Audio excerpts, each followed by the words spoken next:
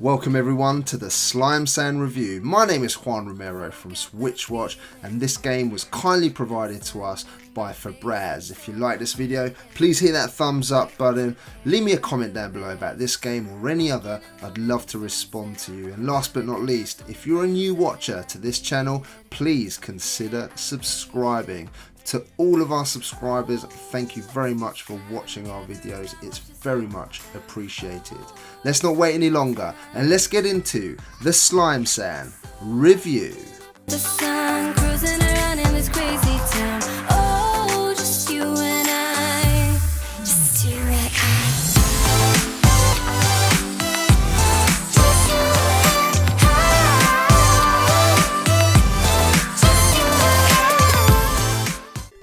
So what is Slime Sand? Let's start with a story here. There's a little bit of slime who was sliming along and happened to get swallowed up with his friend a bird by a huge worm. Now surprisingly, the internals of the worm are full of wildlife. In there we have the city of Slump Town, where you can buy great stuff, which I'm not going to spoil. Okay, maybe I'll tell you a little bit about that later on in this review. You can unlock some mini games amongst other things inside this huge worm's belly, and the game starts with you having to escape from this monster's internals, and wouldn't you know it, the stomach acid is a big problem here. Now I'm going to talk a little bit about the audio. I think this is one of the game's biggest strengths. Comprises of 10 acclaimed chiptune composers, and the retro sounding track is just fantastic. The intro song is especially strong and it made me really excited to press that start button and to get into the game to see what it had to offer. I myself am a huge lover of music, as you've probably seen throughout my reviews. I think music can add a lot to a game, and it's often underestimated how much it can add to a game. That coupled along with great sound effects, and you have the perfect match for this challenging little platformer. Now let's talk about the visuals. When you first look at this game, and like most things in life, people are going to make a judgment. They're probably going to say it doesn't look great, and if it doesn't look great, they'll probably move on. Now this game is made with just 5 colours: white, green, red, a couple of shades of blue, and the game does look quite pixelated. Of course that's the art direction chosen, and it does give a cool retro looking feel. Now each colour defines a certain aspect of the level and what you can do with your character, and as an example, green represents where you're able to morph through with your special move. Anything red you touch and it will be instant death. Now I believe the game in its own unique way looks wonderful, but it's one of those games that when you play, everything just kind of grows on you, including the visuals. But it does also mean, with the limited colour palette used, that the levels do look very similar, and when you move from world to world, there isn't enough variety, I found, in the visuals. Now let's talk about the gameplay, which I feel is always the most important. Now to describe Slime Sand, I would say it's a single screen platformer which is broken up into 4 areas per level, each area represented by one screen which you have to traverse through to reach the next one. The exit or entrance, whichever way you want to look at it, being represented by a big green arrow. Your character can jump and have 2 extra abilities that they can use. One is where you can morph and slow down time, and this allows you to morph through the green parts in a level. Now this can often be a wall or a moving object. You also have a dash move which you can link to this other move, and is as straightforward as it sounds. Now the move can be used to cover distances quickly, and you can also link it to your jump. Now this makes for really interesting ways to get through levels. Slime Sand can attach to walls, but once he is there, he starts to slide, as he is just slime at the end of the day.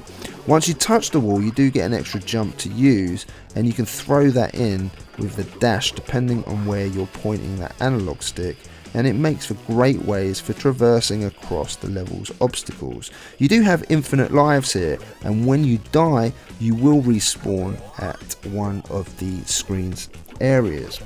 The challenge is increased with the time at the top of the screen take too long, and the worm's stomach acid starts to engulf the screen, and if you do not make it to the exit on time, you will die. You must try and complete these levels quickly, and you will find apples, which is the game's currency, dotted through 1 per area. It's a risk-reward scenario. Do you try and go for the apple, which is out of your way, and risk either falling to your doom or getting halfway back only for the stomach acid to consume you? Only you can decide. And it's challenging enough just completing any given level, let alone trying to get all the apples. But more hardcore, skilled players will aim for that, and the levels offer a differing mix of different mechanics as you get further, keeping things interesting, challenging and fresh.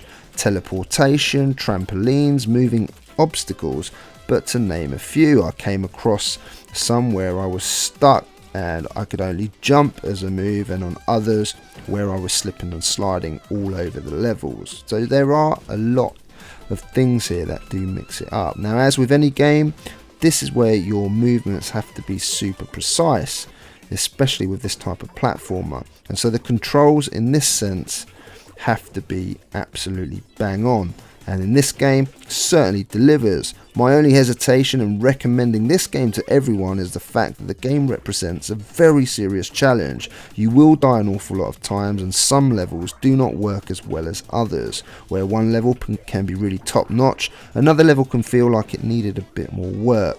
I didn't really enjoy some of the levels, particularly ones where there was lots of moving obstacles. The good thing is that the levels are not procedurally driven, so you can memorize each part of a level, and with persistence you will eventually get further, but it's certainly not easy by any stretch. Also, you could say that by rushing through each level, sometimes it doesn't always allow you to really enjoy the level, as you're constantly thinking about having to reach the end in the quickest time possible. The timer is one of those things that sometimes you don't mind, but others you'll be cursing at the TV. The levels are a challenge as it is, without you also having to think about doing it quickly. This is a speed runner's dream. Let's talk about value. I have no doubt that this game represents great value and longevity, with over 100 levels made up of 4 areas per level, making 400. You're looking at around 15 to 20 hours gameplay, dependent on your skill level. You will want to go back and complete the levels in record times and collect all the collectibles. If you enjoy speedrunning, you'll also want to collect all the apples, which is the game's main currency, which can then be spent in Slump Town, and you may want to visit for a break from the mayhem, and is actually quite large. You can buy costumes, extra characters, and you'll find other characters throughout the game, which if found you will gain a coin, and that character will end up in Slump Town. Now, to unlock a mini game it requires 5 coins, so finding these characters is actually fun, and as you have a reward for doing so, you're going to want to go back and certainly do this. Now, some of the characters are from the developers' other games, as an example, Rainworld Slugcat. What I found really funny was unlocking one of the minigames is actually in full colour. In Slump Town there's quite a few surprising secrets to be found, so it's really cool to actually explore all of the areas. And on to my verdict then. I had no expectations, to be honest, from Slime Sand, and this is what I love about indie games, is you often expect little, and you're confronted with a superb little gem that comes out of nowhere, which completely surprises and delights you. It's one of those games where you just want one more go. It won't be for everyone, as some will be put off by the visuals and others will just not adopt to the challenging nature of this game. However, if you like a challenge, don't mind speed running through challenging levels where music and sound is spot on and the controls are absolutely top notch, then Slime Sand is your man, or slime, you know what I mean. This one then, I've given an 8 out of 10. Now, if you like this video, guys, please hit that thumbs up button, it really means a lot to us. If you're a new watcher to our channel, then please consider subscribing, that would be absolutely fantastic. Leave me a comment down below in relation to this review or any other games that you want to talk about so I can respond. My name is Juan Romero from SwitchWatch, and I'll see you on the next one. Oh, in summertime.